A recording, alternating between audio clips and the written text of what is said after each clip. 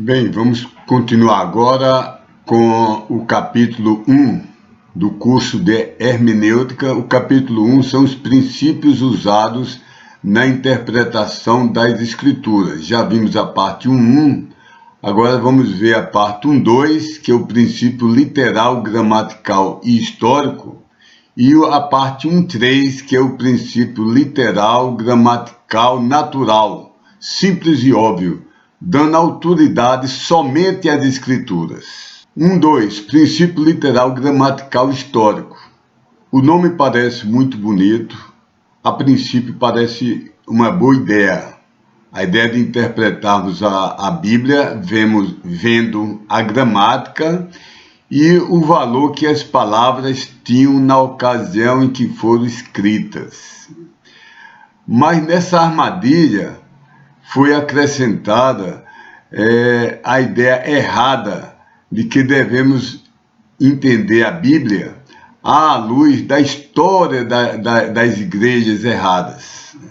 Então, essa ideia se tornou universal e com esse nome agora se entende isso.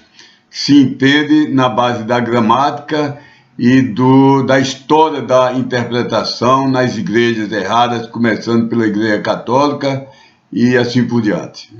Então, esse princípio atualmente dá ênfase aos credos denominacionais, aos escritos dos pais da igreja, que na realidade são os pais das heresias da Igreja Católica.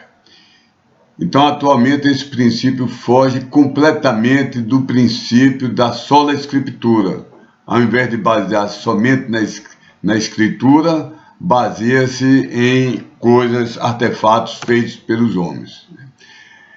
Então, nós vamos nos prender ao princípio literal, gramatical, natural, do bom senso, da simplicidade e da obviedade, e que dá autoridade somente às Escrituras Sagradas.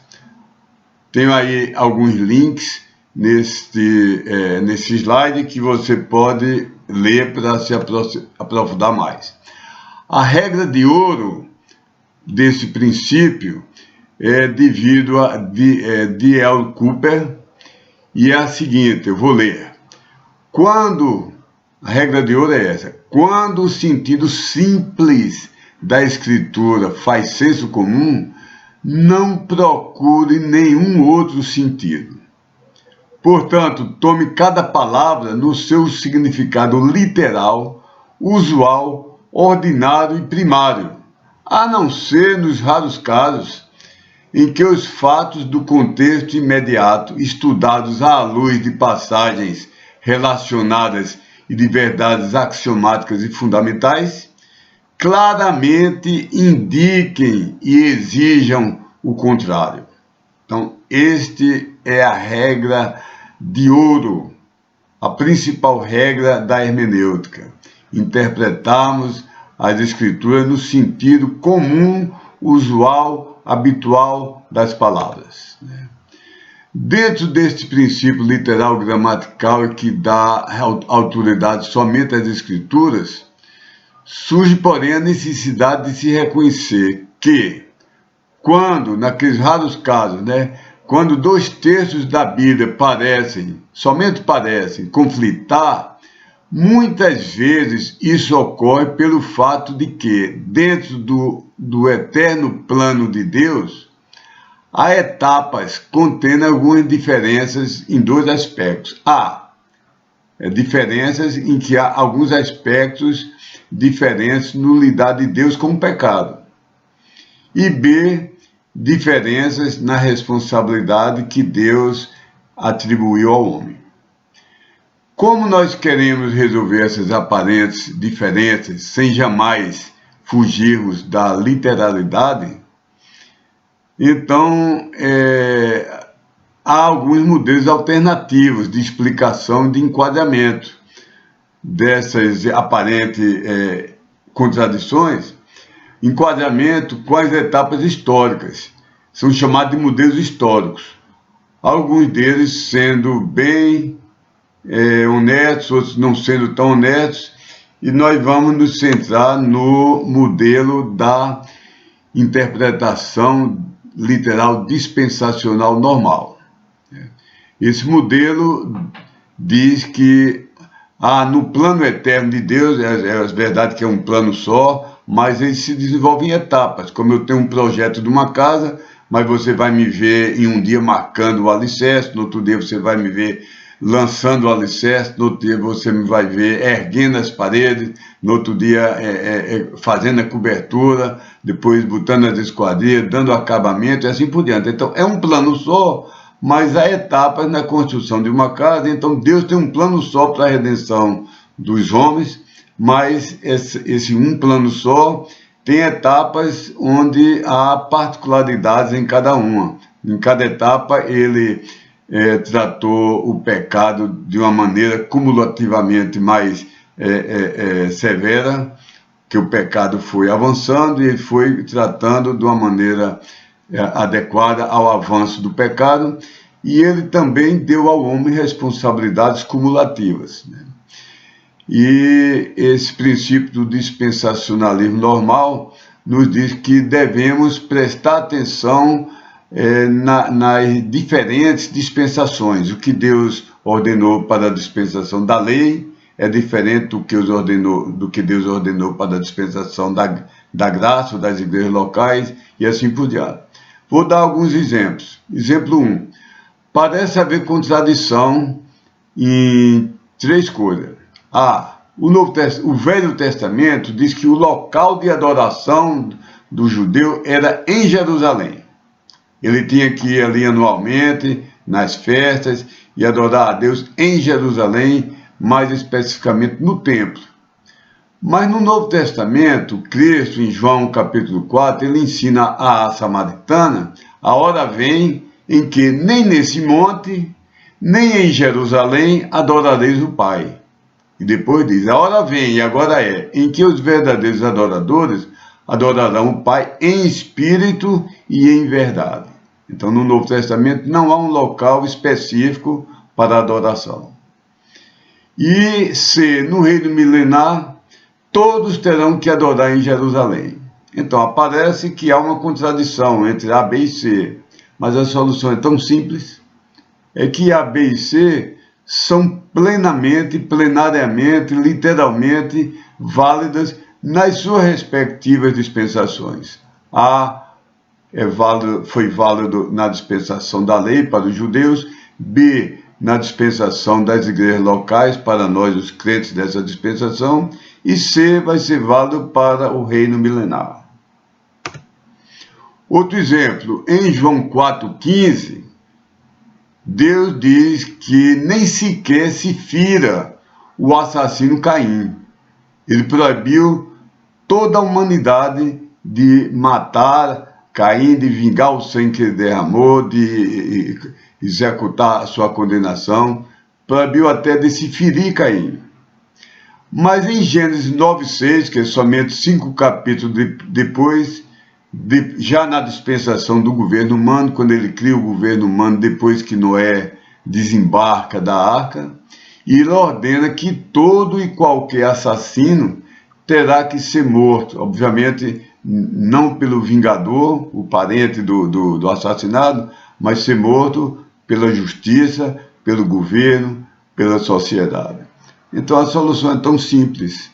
Vermos que estas ordens de Gênesis 4 e de Gênesis 9 estão em dispensações diferentes. Ela é plena e literalmente válida na primeira dispensação da consciência e é plena e literalmente válida na segunda, que é a dispensação do governo humano. Um exemplo 3. Muitos mandamentos foram dados aos judeus sob a lei e que hoje não se aplicam mais a nós. Vou ler. Primeiro, em Número 15:38, Deus ordena aos israelitas fazerem franjas nas bordas de suas vestes. Ou você que é inimigo do dispensacionalismo, você faz isso na sua calça comprida, no seu paletó? E ordena usar mais um cordão azul sobre essas franjas. Em Deuteronômio 16:16, Deus ordenou todos os homens subir a Jerusalém 3 vezes por ano. E se aplica a nós agora? Não. Os anciãos de uma cidade tinham que lavar as suas mãos sobre uma novilha morta para exonerar uma comunidade no caso de um assassinato misterioso. Isso é que houve um assassinato numa comunidade, não consegue se descobrir quem cometeu aquele assassinato, então os anciãos lavavam as suas mãos sobre uma novilha morta. Em Deuteronômio 25:5, Deus declarou que um irmão era obrigado a casar-se com a sua cunhada se ela tivesse ficado viúva de seu irmão e ele tivesse morrido sem gerar filho. Nós fazemos mais isso hoje? Não, evidentemente que não. Todos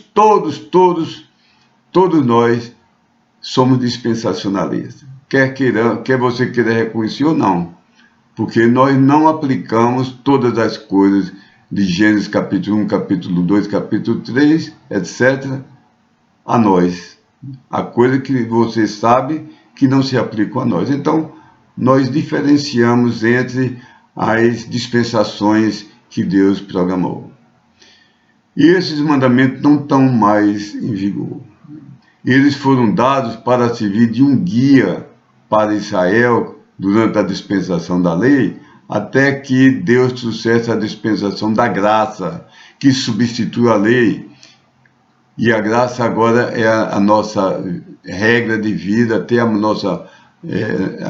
nossa regra de vida, e começou a ser nossa regra de vida depois da morte, sepultamento, ressurreição e ascensão do nosso Senhor Jesus Cristo.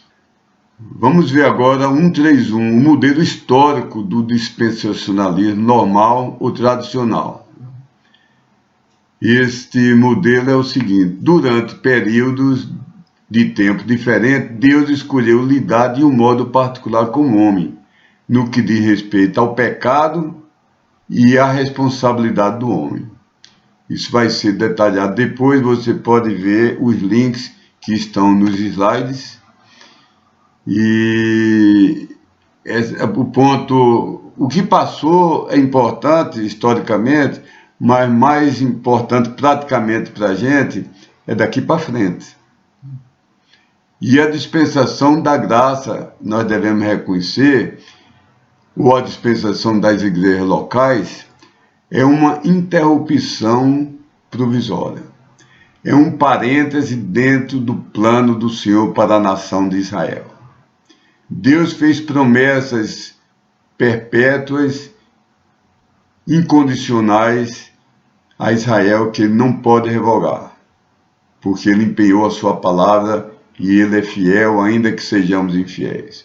Jeremias 31:31 diz: Eis que vem dias, diz o Senhor, em que farei uma aliança nova com a casa de Israel e com a casa de Judá.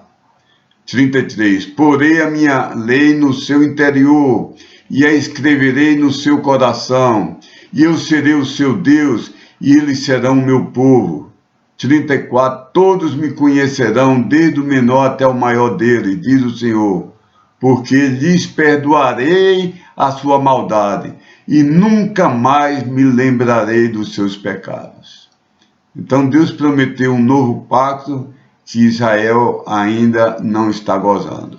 Israel está sob a ira e a condenação de Deus por ter rejeitado o Messias que veio para salvá-los e ser rei deles.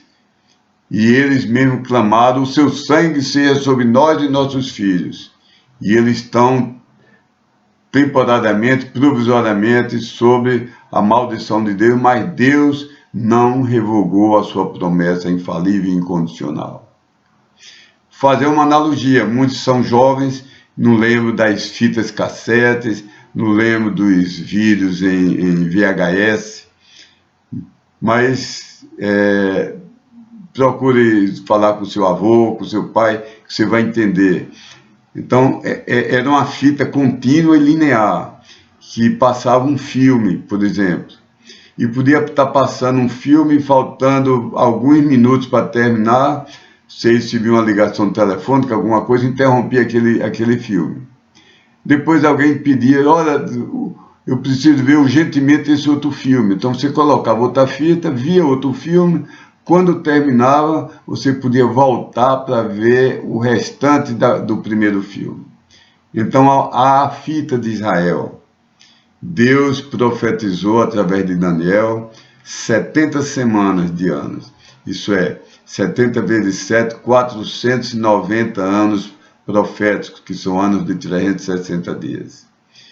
E essa fita passou-se até a semana 69, isso é, 483 anos.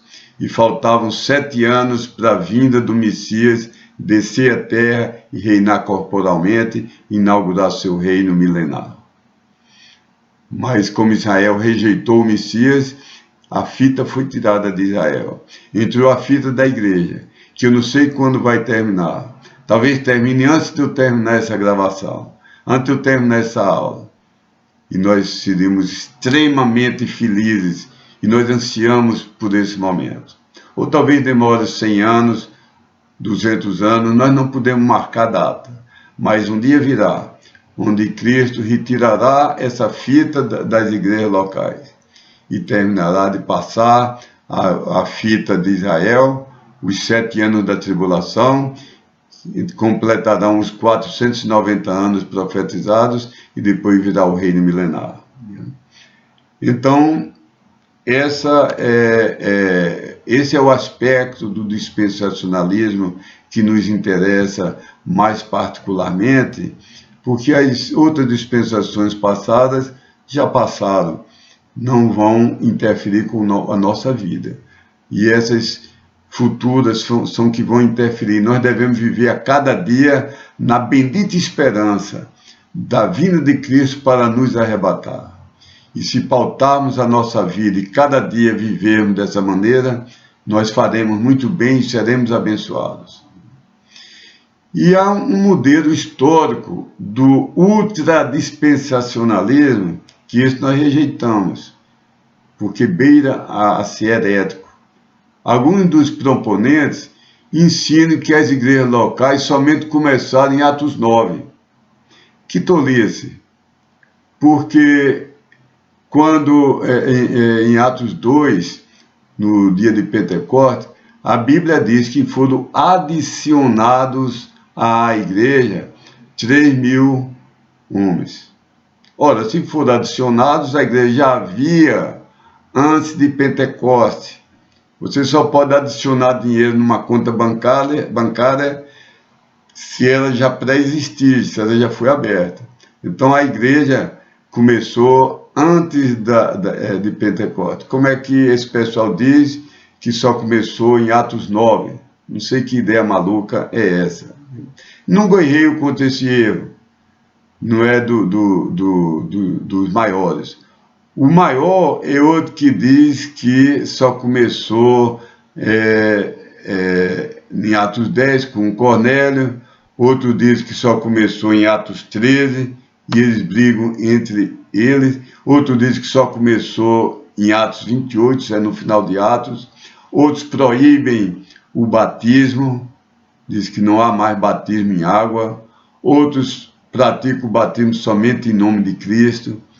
E aí cortar o cabelo, pegar o cabelo fininho e arranjar uma gilete tão fina, um bisturi tão fino, que parta em vários pedaços, parte o livro de Atos em não sei quantas subdispensações. Tudo isso erra, porque esquece uma coisa: sempre há um intervalo de transição e superposição entre as dispensações. Entre uma e a seguinte, não começa abruptamente. Por exemplo, havia a dispensação da consciência. Depois que a primeira dispensação foi da inocência, com Adão antes de pecar, depois que comeram da árvore do conhecimento do bem e do mal, Deus até, de certa forma, ironicamente, diz: você agora sabe o que é bem e mal, use sua consciência para fazer o bem. Seja você o juiz do que... Você não é sábio? Seja você o juiz, escolha fazer o bem. Mas a humanidade degradou-se de forma que eu não consigo conceber. A pior violência de hoje, onde há a polícia, onde há a justiça, por pior que seja e mais imperfeito que seja a polícia e a justiça, nos compara a um tempo onde não havia nenhuma lei. Então houve uma violência tremenda, coisas horríveis, monstruosas, e Deus destruiu a humanidade para recomeçar com a família de Noé. Quando eles desceram da arca, começou a dispensação do governo humano. Mas houve aquele tempo que eles estiveram na arca, que é um período de transição. E há períodos de superposição, onde ainda não terminou completamente uma dispensação, mas a outra já começou, há uma transição e há uma superposição. Então, nós já tínhamos a igreja, mesmo nos dias em que Cristo andava, era uma igreja andarilha, andando com Cristo, Cristo era o pastor, eles praticavam a ceia do Senhor, praticavam a submersão, Cristo pregava, tinha um culto, tinha até um tesoureiro, né? Era uma igreja, andarilha, sem prédio.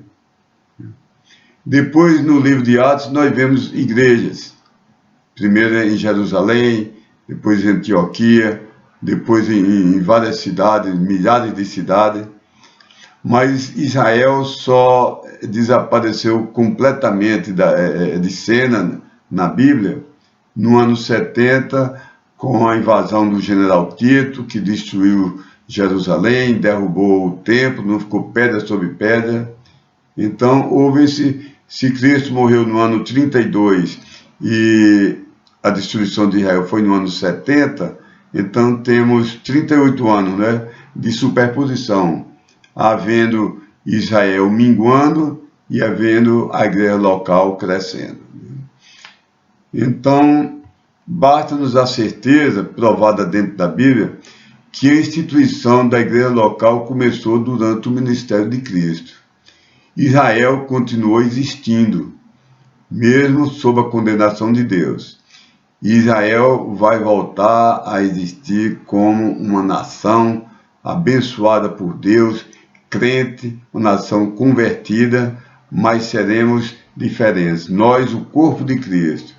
Israel, a esposa adúltera, arrependida e resgatada e aceita pelo seu noivo e esposo, como é dito no Velho Testamento.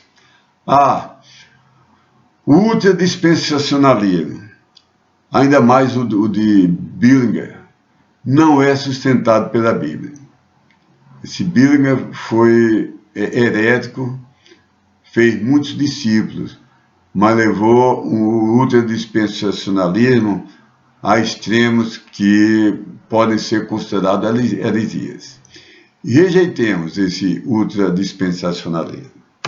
Também existe uma teoria, que vamos ver que é errada, do dispensacionalismo progressivo. É uma tentativa de acomodação.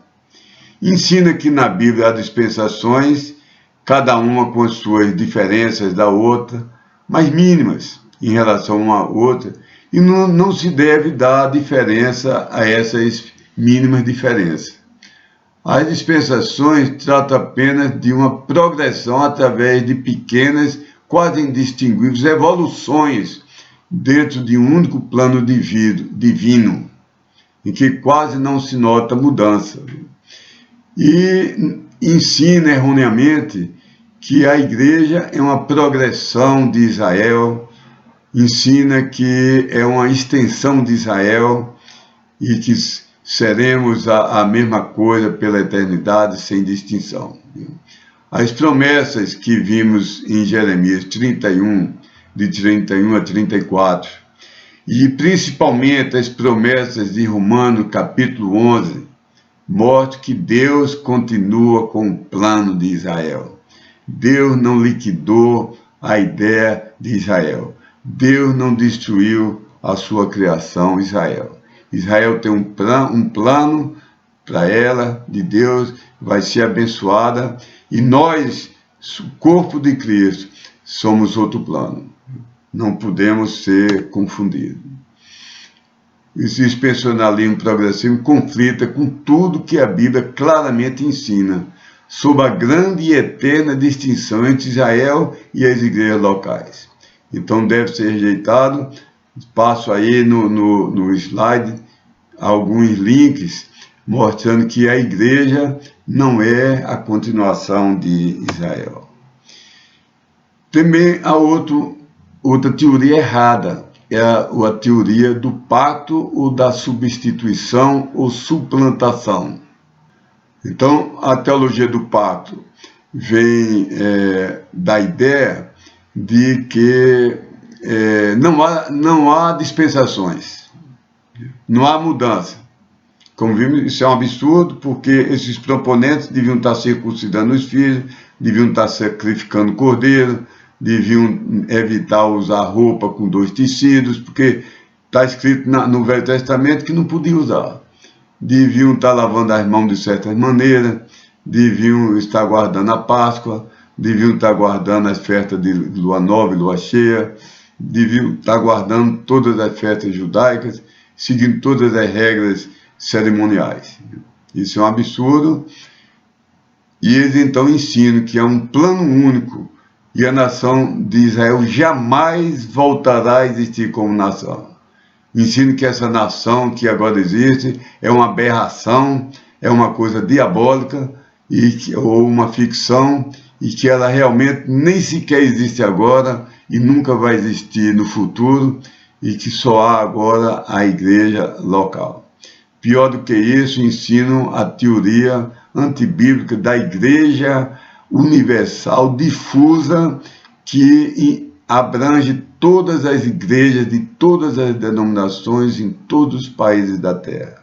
Essa teologia conflita fortemente com o que a Bíblia ensina, e você pode ler aqui nos slides, pode ler neste slide, links para vários artigos tratando do assunto. A inconsistência do pseudo-literalismo da teologia do pacto.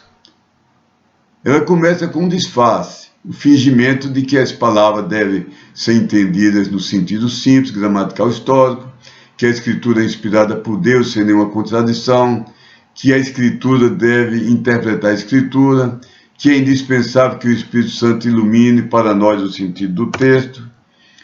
Então começa com esses truques, com essas sutilezas, com essas armadilhas, mas na prática modifica tudo isso. Na prática é diferente. Ela ensina o seguinte, que a interpretação da profecia que ainda não foi cumprida é inteiramente inalcançável se for feita literalmente. Então, toda a profecia daqui para o futuro, ela ensina que não é literal. Israel não é Israel, 1000 não é 1000, etc. Depois, ensina que tudo o futuro deve ser interpretado alegoricamente. Então, cria um dicionário que as palavras começam a ter sentidos diferentes, os sentidos que eles, na fantasia deles, inventaram. Depois ensina que a interpretação teológica ou doutrinária, isso é aquilo que a minha teoria preferida diz, tem que prevalecer sobre o método gramatical, literal, histórico. Ensino que o Velho Testamento tem que ser interpretado à luz do Novo Testamento completamente. Se o Velho Testamento diz explicitamente uma coisa, mas eles acham que o Novo Testamento diz o contrário, então eles acomodam o Velho Testamento para a teoria deles. E fica aqui então o apelo que nós usemos a interpretação literal, onde as palavras têm o sentido usual que você encontra em primeiro lugar em qualquer dicionário, onde 1000 significa 1000, todos significa todos, nenhum significa nenhum e assim por diante. Deus não escreve num código secreto. Deus não convencionou para uma meia dúzia de intelectuais que 1000 significa 10, que todos significam uns poucos, que alguns significam muitos e assim por diante. Deus escreveu para ser entendido. Deus não escreveu charadas, nem enigmas. Deus lhe abençoe, meu amigo, meu aluno, e ponha isso em primeiro lugar na sua mente, que Deus escreveu para ser entendido literalmente. Vamos ver que esse literalmente tem uma pequena variação para as figuras normais de metáfora, as figuras de linguagem.